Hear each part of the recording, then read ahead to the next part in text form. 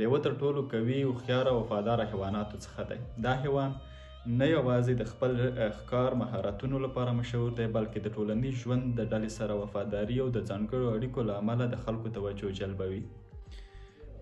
لیوه د سپي د کورنۍ غړی دی او په شمالي امریکا، اروپا او اسیا کې ژوند کوي. د ډلې جوړښت، قوي مشري او د همکارانه ژوند او ګډ ښکار. که یو لیوه زخمی یا زوړ شي، ډله یې نه پرېږدي. دوی زورورې چیغې تر 10 کیلومترو پورې لرې اورېدل کیږي، چې دا د دوی د اړیکو مهمه برخه ده. د ښکار تخنیکونه. لیوه یوازې ښکار نه کوي، بلکې د ډلې په مرسته باندې یو قوي حیوان زبره او ښکار کوي. د ښکار پر مهال یو بل سره اشاره کوي، منظم کار کوي او د خوراک عادلانه ویش کوي. یعنې د دوی د ډلې کوچني لیوان چې دي، هغوی اول خوراک کوي او له هغې څخه وروسته بیا غټ لیوان خوراک کوي. د شپې قوي لید. یو لیوه په تیاره کې ډېر ښه لیدلی شي، ځکه د سترګو جوړښت یې د نورو څخه ښه او د جذبولو لپاره ځانګړی شوی دی. غښتلی بدن. یو لیوه کولی شي چې تر 80 کیلومترو پرته له ځنډ منډه ووهي. د دوی په اړه چې ډېر ما دپاره جالب و، د ژوند ملګرتیا یا د ژوند ملګری.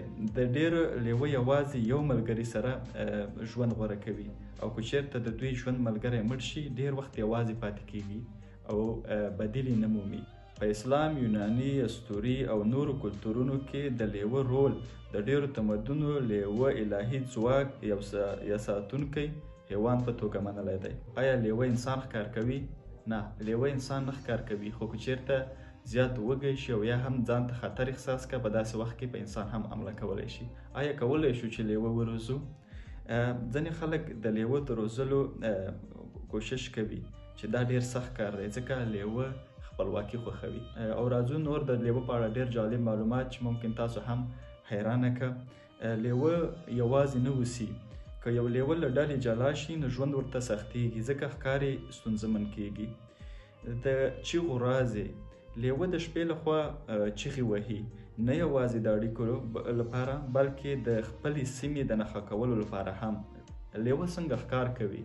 لیوه ډېر ځلې د صبر او مهارتونو له لارې ښکار نیسي.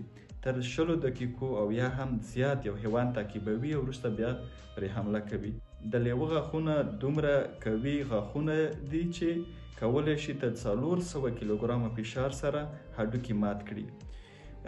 ولې د لیوه سترګې شپې سپینې ښکاري؟